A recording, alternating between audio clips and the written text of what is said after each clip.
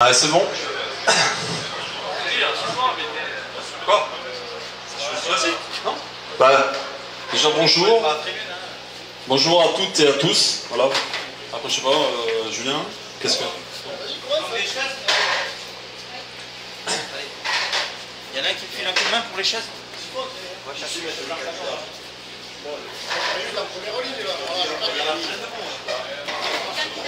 Donc je vais vous présenter la tribune du coup. Voilà. Donc on va commencer par à ma droite Julien Berthélémy, secrétaire général de l'Union départementale CGT 66. Et à ma gauche Thierry Sergent, secrétaire représentant UNSA Ferroviaire Occitanie, c'est ça. Et Michael Meusnier, secrétaire général de la CGT, du syndicat CGT des cheminots de Perpignan. Donc pourquoi, on va dire pourquoi on a fait une conférence de presse ici? Eh bien, normalement il devait y avoir le dernier train des primaires qui devait être chargé et qui devait partir, mais encore un rebondissement de dernière minute, puisqu'on a eu l'info, moi j'ai eu l'info à midi, sur un texto à midi 45, que j'ai regardé, il était 13h30, voilà. Donc j'ai appelé. Et donc le client Primever, a priori, c'est pas a priori, a annoncé qu'il ne ferait pas le train ce matin à 10h à Fret SNCF. C'est ça, Madame Delphine? Je l'ai su à peu près dans les mêmes heures. Voilà. Bon, tu les avais... Bon, voilà. Comme quoi l'information met 3 heures à remonter à Fret SNCF. Bon, alors pourquoi on va dire la conférence de presse? Ce train des primeurs, il est à l'image de 30 ans, voire 40 ans de politique ferroviaire, gouvernementale et libérale, voilà, et avec une casse d'entreprise de service public.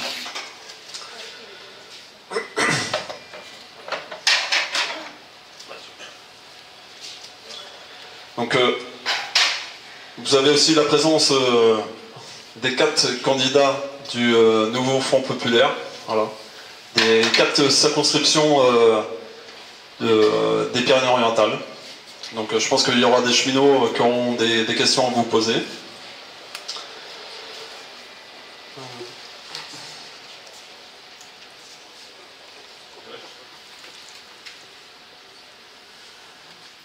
Donc ce train des primeurs fait partie des annonces de la discontinuité, on va dire de la privatisation de Fret SNCF, annoncée par le gouvernement et son ministre des Transports de l'époque, M. Clément Beaune. Donc derrière, il y a de l'impact, on va dire, sur les 23 flux.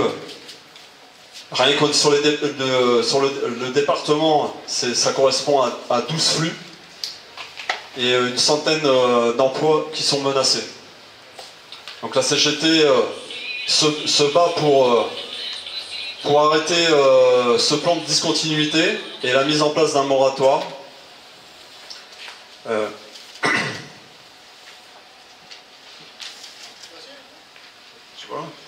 Et donc on se battra jusqu'au bout pour que ça n'arrive pas. Donc le plan de discontinuité et la privatisation de SNCF est déclenché, puisqu'on perd au fur et à mesure les flux. Là nous sommes à 11 flux de perdus dans les Pyrénées-Orientales. Niveau personnel, niveau salarié de cheminots, c'est une vingtaine de cheminots qui ont perdu leur poste, qui ont été reclassés ou qui sont en attente d'être reclassés. Que ce soit au niveau des conducteurs, des agents de manœuvre, des agents des cadres.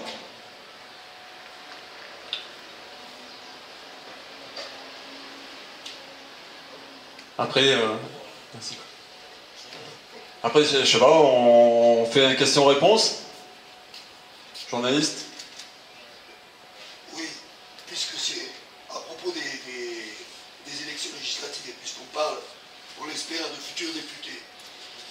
Il y a eu quand même une commission d'enquête parlementaire menée par des parlementaires fondamentalement de gauche, donc quelques-uns, qui ont donné des conclusions. Est-ce que tu peux nous en dire quelques mots? sur les orientations qu'il donne. Donc c'est une enquête parlementaire. Oui, le Parti communiste a demandé, oui, parce que c'est eux qui ont fait, hein, voilà, hein, une commission parlementaire par rapport au plan de discontinuité que le gouvernement a annoncé fin mai, mi-mai.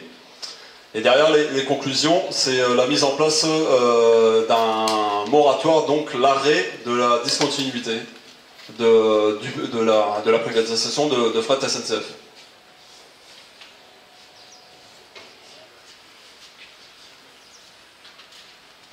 J'ai une question, parce que je ne suis pas très au fait d'intervenir pour la tribune, je ne suis pas très au fait de la chose ferroviaire, il va falloir m'aider un peu. Qu'est-ce que vous appelez un flux? Vous dites qu'il y a 11 flux qui sont arrêtés, il y en a 12 qui sont menacés, je ne comprends pas bien exactement ce qui se joue. Est-ce que vous pouvez me repréciser cette histoire? Oui, mais bien sûr. Donc un flux, c'est un trafic. Il n'y a pas de, on va dire, de quantité d'aller-retour. Ça peut être un train comme le train des primeurs, mais ça peut être une autoroute ferroviaire comme le Boulou-Bétambourg. Et là, il peut y avoir 4 voire 5 rotations. Donc c'est autant de conducteurs qui sont d'emplois de conducteurs qui sont supprimés. Voilà. Et donc en fait, l'État a décidé, on va dire, ce plan de discontinuité. Donc supprimer, on va dire, donner aux entreprises privées ferroviaires ces flux, ainsi qu'une suppression de postes, de 500 postes, le don ou la vente de 62 engins moteurs, la vente de 40% du parc immobilier de Fret SNCF,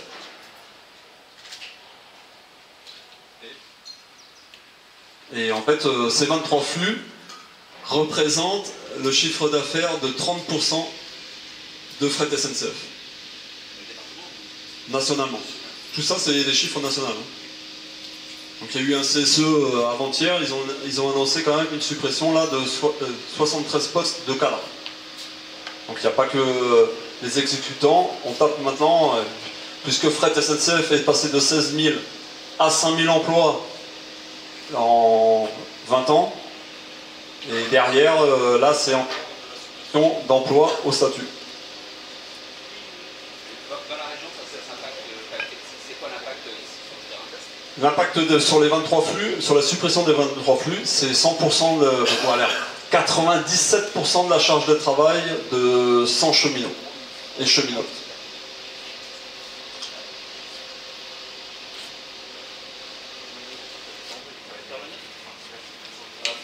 Je suis cheminot en Perpignan, à la CGT. Aujourd'hui, on profite, le dernier train des primeurs, qui c'est même pas le dernier jour, puisqu'ils ont décidé de le supprimer déjà un jour avant, mais on va pas rentrer dans une explication, une argumentation de chiffres qui est très compliquée, où derrière on va pouvoir se battre sur des chiffres. C'est aujourd'hui, et on profite justement de la venue des 4 candidats du nouveau front populaire, parler de l'avenir du transport ferroviaire. Effectivement, le fret aujourd'hui, l'entreprise, ça fait des années qu'elle le cassait, et aujourd'hui elle est arrivée en le privatisant. Mais au-delà de privatiser le transport ferroviaire fret, elle a surtout basculé des camions sur la route. Alors nous, le train des primeurs, c'est très symbolique sur le département, parce qu'en plus derrière, il y a la question de l'alimentation, des fruits et légumes. On pourra en débattre, parce que c'est beaucoup aussi de fruits et légumes qui viennent en exportation. Donc ça ne correspond pas non plus à notre volonté. Donc aujourd'hui la SNCF elle a tout fait pour casser le fret, elle y est arrivée. Il y a un moratoire, elle s'est aidée par l'Europe. Mais au-delà de ça, il y a l'avenir du transport ferroviaire qui soit voyageurs et fret, avec une entreprise publique. Le gouvernement de Macron a tout fait pour casser cette entreprise d'utilité publique vers une myriade de filiales et d'entreprises privées qui finalement derrière, on l'a vu à travers le fret, n'a pas augmenté le transport de marchandises sur le ferroviaire, ça l'a diminué, et elle veut faire le même modèle sur le voyageur. Nous on l'a vu sur le département, puisqu'on va parler pour le département avec les candidats. L'ouverture à la concurrence du transport voyageur dans 2013 et à l'international, notamment la coopération qu'il y avait entre SNCF et Renfe, où il y avait 6 trains quotidiens qui allaient à Barcelone. Cette coopération elle a été terminée parce que l'État a décidé avec l'État espagnol de mettre fin à cette coopération, il n'y avait pas d'obligation. Aujourd'hui, on se retrouve avec 2 trains SNCF qui vont à Barcelone et il y a 2 trains espagnols de Renfe qui vont à Lyon et à Marseille. Au total, on a perdu 2 trains. Donc, comme quoi, l'ouverture à la concurrence et la place des entreprises historiques elle ne fait que diminuer le transport ferroviaire au détriment du bus, au détriment du transport routier, avec tout ce que ça engendre derrière. Le coût au public, que ce soit sur la route, le coût écologique, tout ça, et nous on s'oppose, et effectivement le transport ferroviaire il n'a pas vocation à être privatisé parce que ça a un coût derrière. D'ailleurs on le voit, les privés de transport ferroviaire, s'ils viennent en reculant, s'ils n'ont pas de grosses subventions pour faire circuler les trains, ils n'y vont pas. Et ça sera pareil sur le voyageur, et c'est pareil sur le voyageur. On a des entreprises qui se sont montées pour exploiter du trafic voyageur. On a Railcoop, mais 3 ans, ils ont levé des fonds avec des partenaires publics, des individuels. À la sortie, ils ont fait faillite. Donc nous, en tant que syndicat CGT des cheminots, on alerte la population, il y a 4 candidats du nouveau Front populaire, en espérant qu'ils soient élus et qu'ils soient majoritaires à l'Assemblée, pour remettre la question du ferroviaire dans son ensemble, et le fret c'est une priorité, parce que derrière, l'enjeu écologique il dépasse les craintes qu'on avait jusqu'à présent, et c'est important aujourd'hui, on le voit sur Saint-Charles, le nombre de camions qui circulent, et le train fret avec un outil comme on a derrière, c'est inadmissible que ce soit privatisé. De privatiser, c'est la place du fret ferroviaire. Il n'y a pas 2 fois plus de trains privés qui vont circuler, qui récupèrent les trafics un peu de la SNCF, mais on n'a pas développé le transport ferroviaire fret. Donc c'est pour ça que nous, on a un cahier revendicatif qu'on souhaite faire passer aux candidats du nouveau Front populaire, mais après on est ouvert à des questions, mais techniques, on peut y répondre, et ça serait très très complexe, on peut y passer des journées et des journées, on fait des colloques, nous la CGT on fait des colloques sur les questions techniques, et on est disposé et disponible pour parler de tout ça. C'est important de comprendre, mais c'est l'enjeu global du transport ferroviaire qui aujourd'hui est quand même sur la table, et on va profiter de ces élections, malgré nous, qui sont arrivées, on ne s'y attendait pas, mais pour remettre cet enjeu sur la table, avec derrière tout ce que ça a, le coût social aussi, parce que la privatisation, même si elle n'a pas mis beaucoup de trains, elle existe, il y a beaucoup de cheminots qui sont transférés dans le privé, et ça a un coût social derrière. Des emplois précaires, derrière, c'est tout ça. Dans le transport routier, on le voit. Il y a un coût politique, le transport routier, on le voit, c'est un coût social, et puis ça a aussi de la main-d'œuvre qui vient d'ailleurs, on les exploite. Est-ce que c'est ce qu'on veut demain sur le ferroviaire? Avec les problèmes de sécurité qu'il y a, qui sont peut-être plus importants, mais qui sont importants, avec des drames qui peuvent être plus conséquents sur le ferroviaire. Voilà, moi c'était ça, et après les cahiers revendicatifs sont à la disposition même de la, comment ça s'appelle, des médias. Et nous, on travaille au quotidien ensemble le plus unitairement possible. Alors il y a FO qui s'est excusé, Force ouvrière. Il y a l'UNSA, on travaille localement sur des projets communs de développement du transport ferroviaire pour le public, pas pour les cheminots, pour le public. Comme la réouverture, la ligue c'est dans le cahier revendicatif. le bout serré, la ligne aussi aux voyageurs et Besançon à Axante qui ont l'espace méditerranéen à col de multimodal à Besançon et la réouverture de la ligne, on va dire, de Port-Vendre, la ligne classique au port de Port. Ça, c'est les enjeux majeurs et les points en priorité à faire sur le département.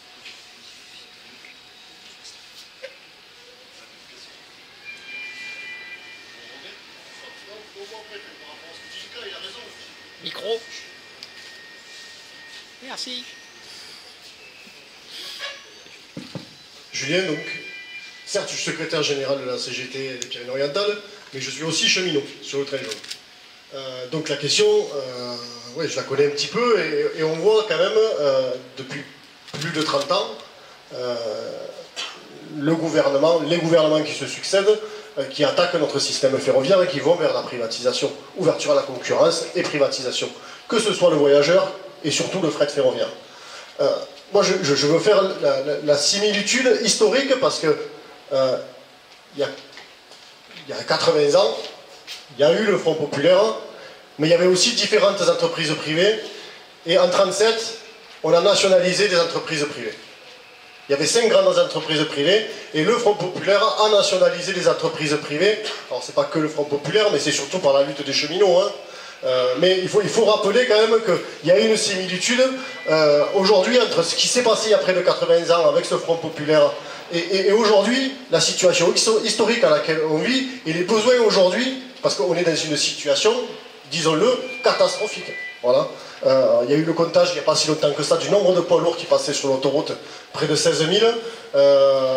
Les conséquences environnementales des politiques menées aujourd'hui, et il faut le dire, hein, aujourd'hui c'est le capitalisme et c'est le libéralisme, les responsables du réchauffement climatique. C'est pas autre chose. On est capable de produire à l'autre bout du monde pour rapatrier les marchandises, et tout ça, ça a des conséquences sur l'environnement, parce que oui, c'est des transports. Et aujourd'hui, on a besoin d'une vraie politique qui remettent du sens à tout ce qu'on produit, et qui est justement cette question de développement humain durable. Donc on a besoin, oui, de la renationalisation de la SNCF avec une seule et unique entreprise intégrée qui serait la SNCF. Et ça, il faut le rappeler, le marteler. Et c'est contenu dans le programme du nouveau Front Populaire, mais voilà, la question, elle est comment vous allez pouvoir aborder ce sujet-là. Et de toute façon, nous, cheminots, on sera derrière pour ça. On sera derrière. On ne sera pas derrière vous, on sera derrière vous, mais on sera aussi mobilisés pour aller le chercher, parce qu'il y a besoin de mobilisation pour gagner la renationalisation de la SNCF.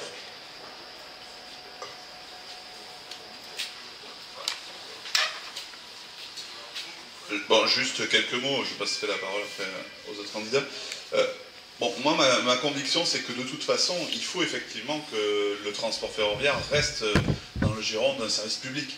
Parce qu'on sait bien ce qui se passe, et c'est ce qui a été tenté, même plus que tenté depuis un certain nombre d'années, c'est-à-dire que finalement, on découpe le transport ferroviaire, et donc ce qui est rentable, finalement, part dans des zones de concurrence, et puis le reste, finalement, reste seul, et avec la problématique après du financement. Donc on sait très bien que si on veut pouvoir avoir un service ferroviaire, que ce soit dans le fret ou le voyageur, qui puisse être à la fois présent sur tous les territoires et à la fois efficace, il faut forcément à la fois garder la partie qui est très rentable avec la partie qui l'est moins, pour qu'on puisse arriver à un équilibre.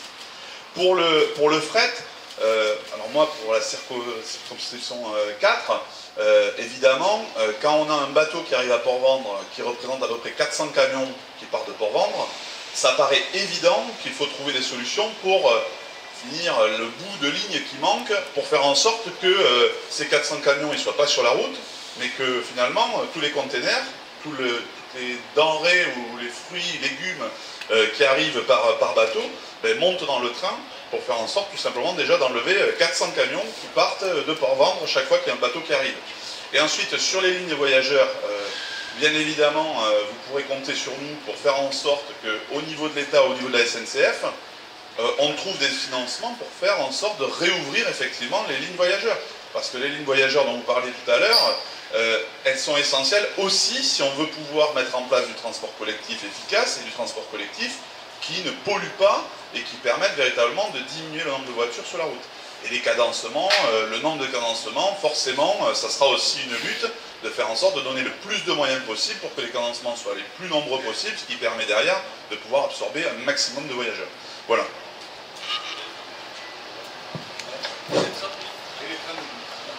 Ah ben j'allais le dire, désolé. Oui, donc très rapidement, je ne vais pas revenir sur ce que disait Julien. Effectivement, cette question du fret ferroviaire, c'est une question d'intérêt général qui lie les questions économiques, les questions sociales, environnementales. Donc évidemment que c'est une stupidité de voir ces trains qui empêcheraient des multitudes de camions de sillonner les routes. C'est une question fondamentale. Après, l'intérêt, c'est que ça repose sur la question de ce qu'est un service public. Je pense qu'il faut réaffirmer qu'un service public, entre autres, la péréquation. Je disais plus ou moins ça, Julien, en disant qu'il faut qu'il y ait une péréquation qui permette aux activités les moins rentables d'être quand même viables par rapport aux activités plus rentables qui ne doivent pas être données au marché. Il y a aussi le monopole public. Moi, je suis très attaché à cette notion. Il ne peut pas y avoir de service public s'il n'y a pas de monopole public. Parce que c'est lui qui permet justement cette péréquation et ce fonctionnement sur la durée. Bien sûr, c'est les questions de libéralisation, notamment les directives européennes, qui ont cassé ça. Alors, il y a une question européenne, mais il y a aussi une volonté au niveau national qu'il va falloir porter. Parce qu'on peut aussi désobéir, entre guillemets, déroger aux règles européennes qui nous disent il faut de la concurrence libre et non faussée. Alors qu'en fait, c'est avant tout du marché, et des profits privés. Et donc effectivement, soyez certains que nous serons combatifs par rapport à ça. Cette question dans les Pyrénées-Orientales, elle est fondamentale. Bon, c'était abordé pour plusieurs aspects. notamment les trains de nuit qu'il ne faut pas oublier. Et puis il y a aussi une chose sur laquelle je suis très sourcilleux, c'est qu'il faut aussi de la présence humaine dans les trains, dans les guichets. Parce que là, de plus en plus, il y a cette idée que c'est compliqué d'avoir un billet, d'aller chercher un billet, que finalement, on va prendre la route et ce sera beaucoup plus simple. Donc il y a, là aussi, il faut qu'il y ait de la présence humaine avec des fonctionnaires qui soient bien payés, d'où l'augmentation de 10% des fonctionnaires, de tous les fonctionnaires que nous proposons dans le programme du nouveau Front populaire. Donc c'est une question globale, politique, sociale, économique, démocratique aussi, parce que comment on décide, et pas que ce soit uniquement le marché, les profits qui dirigent nos vies. J'en dis pas plus parce qu'il faut que les autres en disent aussi. Merci pour votre invitation. Je suis bien contente qu'on ait un cheminot du train jaune dans les syndicalistes qui sont présents, parce qu'effectivement le train jaune est très largement sous-employé, et on pourrait aussi réfléchir à en faire un train de fret aussi, parce qu'il y a beaucoup de choses à acheminer. Avant c'était le cas, il y avait des pierres de lune acheminées depuis le train jaune. Et j'espère vraiment qu'on va arrêter de n'en faire qu'un train de tourisme. Apparemment, on peut réduire très largement la durée du trajet, même de 1 heure, et faire une sorte de TER aussi de ce train jaune, que j'aurais pris bien volontiers, notamment quand je travaillais de la Cabanas à Bourg-Madame.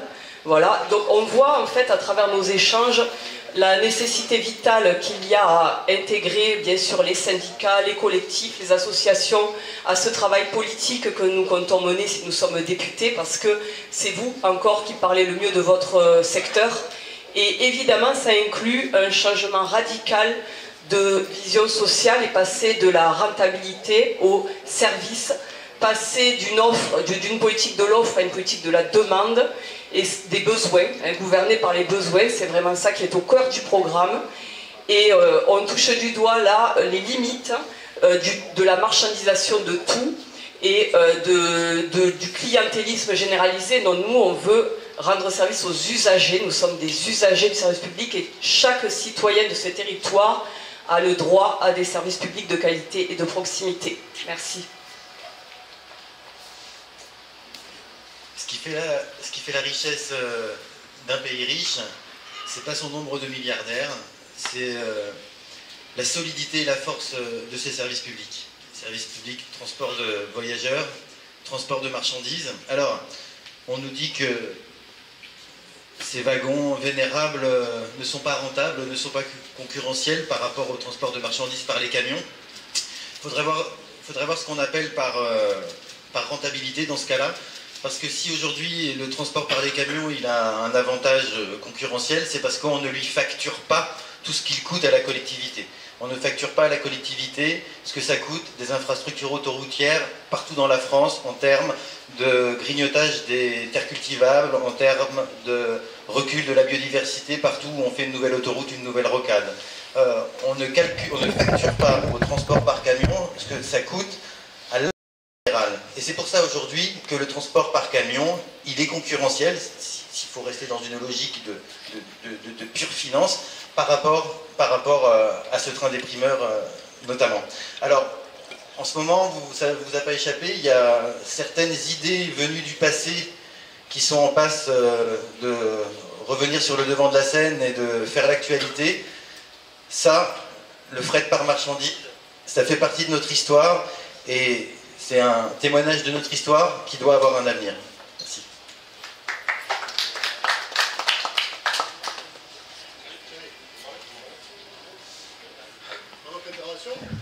Les cheminots, vous voulez interroger les candidats maintenant?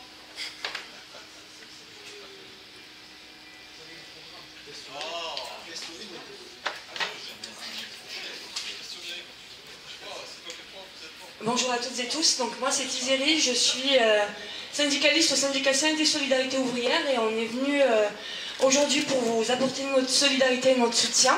Alors on est nouvellement installé en fait dans la région depuis 1 an et demi et on essaye aussi en fait d'être solidaire en fait des questions, des problématiques en fait locales, même si effectivement la question, la réalité et la casse du service public et notamment du service public ferroviaire ne date malheureusement pas d'aujourd'hui ni d'hier. On a vu depuis ces dernières années effectivement les multiples réformes qui ont passé l'intérêt privé en fait en premier lieu et passé effectivement à la fois la question de la sécurité, la question de la qualité aussi en fait du transport en second lieu. Moi je me joins à vous dans tout ce que vous avez dit sur les conséquences que va avoir justement cette suppression qui de toute façon pompe depuis plusieurs années. Je pointe notamment la problématique écologique et effectivement le poids écologique que tout ça va causer. Je ne reviens pas sur ce que les candidats ont rappelé sur effectivement les facilités qui sont accordées notamment au transport routier et qui coûtent énormément à la collectivité, mais je pointe aussi en fait la problématique écologique parce qu'on est quand même dans une région qui est particulièrement touchée par la sécheresse, qui est particulièrement touchée justement par des risques écologiques assez élevés. On est quand même zone rouge, incendie depuis même l'hiver en fait, et ça je pense que malheureusement c'est le cadet des soucis des politiques qui s'intéressent uniquement et en premier lieu en fait à la question du profit. Donc force à vous les camarades, on est avec vous bien évidemment, et puis en fait même si cette fermeture est annoncée temporairement, je pense qu'effectivement il faut qu'on reste très très vigilant parce que très souvent, et comme on le sait, il s'appuie sur des petits événements temporaires pour les entériner et pour avancer dans leur cas social. Je vous remercie.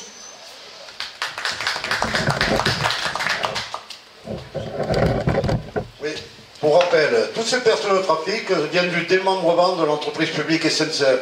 Ça a commencé par là. On a démembré et on les a mis par service de toute la SNCF et on a commencé à perdre des trafics un peu partout. Ça a été également vrai dans le voyageur, hein, c'est pareil. Nous, ce qu'on souhaite, c'est qu'on revienne sur une entreprise publique, de service public, et non pas des DSP. Il faut faire attention à ce qu'on dit quand on parle de service public. L'entreprise publique de SNCF, elle doit être de nouveau intégrée et faire fret et voyageurs. Ce que j'ai entendu avec la péréquation, quand il y a un service, c'est ce qui existait avant. Hein. Quand le fret était rentable, on a fait du voyageur. Quand le voyageur était rentable, on finançait le fret. La casse, elle est venue de là, du démembrement de la SNCF. Si on ne revient pas sur une SNCF intégrée, ça sera difficile de redévelopper le service public ferroviaire.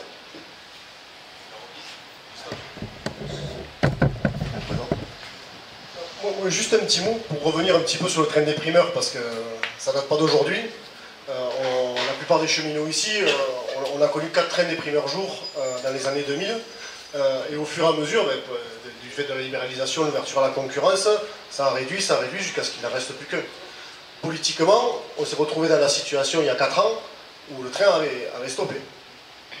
Et en 2021, c'est-à-dire juste avant les élections présidentielles, Macron a eu besoin d'appuyer sa campagne et de reverdir un petit peu sa campagne électorale, et il a remis le train des primeurs. On s'est retrouvé sur le quai ici avec Philippe Martinez, avec Laurent Brun, etc., pour fêter le retour du train des primeurs. Et on se retrouve aujourd'hui à la veille des législatives où l'engagement du gouvernement il est complètement abandonné. Bon, c'est ça que je veux pointer aujourd'hui, c'est-à-dire que malgré les belles promesses de ce gouvernement, aujourd'hui, il a abandonné le fret ferroviaire, il a abandonné le train des primeurs. Moi, je suis toujours confiant, on sera toujours dans la lutte pour le faire revenir. Il va falloir continuer à se battre pour que dans un an, ce train soit encore hacké. Voilà, c'est ça qu'il faut expliquer à tout le monde. Le combat, il n'est pas terminé, mais il va falloir expliquer que les engagements de Macron, ils n'ont pas été tenus, ni de son gouvernement, et qu'il va falloir continuer à lutter pour remettre le train sur le rail. Donc pour compléter les propos de Julien par rapport au train des primeurs, voilà, Fret SNCF a refusé un deuxième chargeur, voilà, et aussi a refusé un logisticien pour le retour. Donc c'était du matériel de bricolage. Donc il y a des gens qui doivent rendre des comptes, que ce soit au gouvernement, mais aussi à Fret SNCF, et aussi à la Cemaris, qui n'a pas joué le jeu. Voilà. On a une rencontre bientôt, là, dans 15 jours, on doit avoir une rencontre à la Cemaris, donc on verra ce qu'il en est. Aussi, le futur, on va dire, leur projet de chantier combiné à la Sémaris. Il faut savoir quand même que la Sémaris, la superficie, c'est 234 hectares. On n'est pas contre un nouveau chantier ferroviaire de transport combiné. Il y a de la place pour, je pense, pour les deux, voire pour les trois, puisqu'ils ont aussi un projet de plateforme autoroute ferroviaire. Donc, il y a de la place pour tout le monde et surtout du ferroviaire public. Les cheminots, vous voulez, non? La retraite, non? Vous voulez poser des questions au candidat? Mais oui, c'est le moment. Vas-y, Meg. Vas-y. Voilà. Retour de la retraite à 60 ans pour les salariés du privé et les cheminots, retour du statut qui a été supprimé au 1er janvier 2020 avec effet.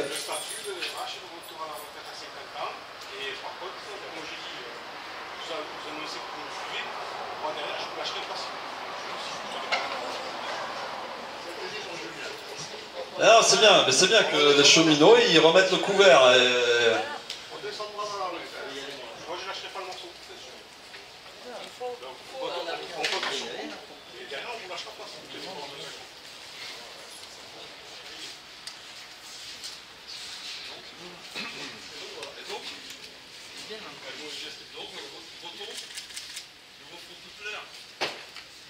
Dimanche,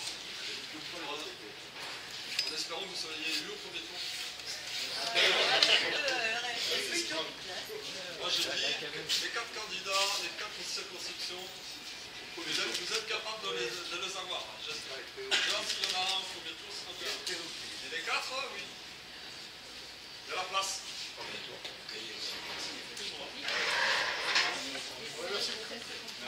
Non, mais après, vite fait, je veux dire un mot. C'est au niveau politique, en fait. Je pense qu'aujourd'hui, le Front Populaire, le nouveau Front Populaire s'est formé rapidement, c'est vrai, parce qu'à cause de la discussion, ça a été très vite. Mais attention, il y a des gens qui vont voter pour vous, ne les décevez pas. Au cours de ces élections législatives et après. Attention, parce que les gens sont observateurs. Parce que si vous décevez les gens, la gauche ne reviendra plus jamais au pouvoir, c'est fini. Donc ne décevez pas les gens, parce que ça commence un peu déjà. Alors attention, c'est une petite alerte. Excusez-moi ma façon de parler.